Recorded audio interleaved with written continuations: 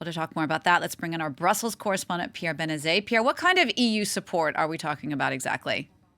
Well, we cannot today say exactly how many billion euros the EU is going to table. We know that there is a microfinancial aid that's been planned. It started to be planned in May, and that amounts to 9 billion euros for 2022.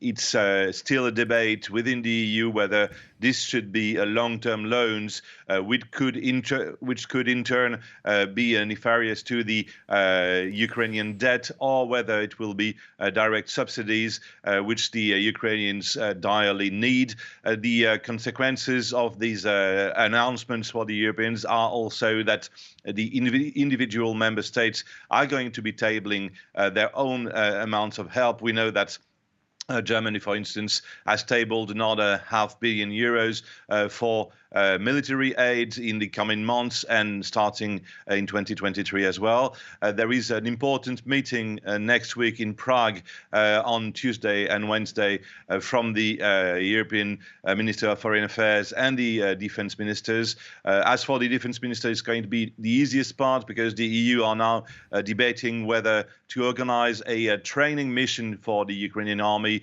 that could take place in the neighboring EU countries. That should be the easiest part to decide.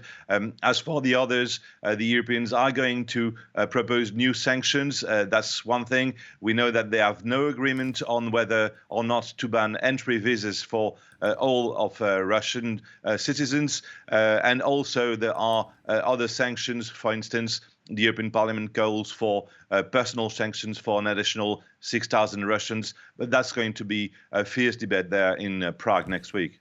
And Pierre, what's really interesting here is that it seems that this is the first time the European Union has really stepped up to this extent in this kind of war situation in its history.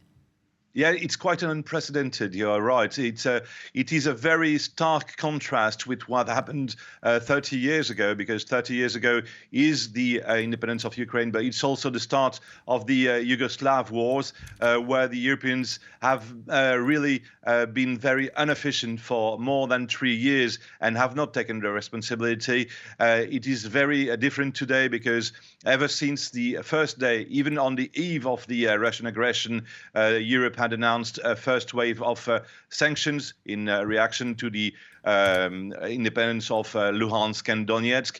And the Europeans are keeping up the pace. They have been putting out sanctions. We have now reached the seventh package of sanctions. It's a very high price for the European economy, but they have managed to maintain, in a way, a united front on that regard.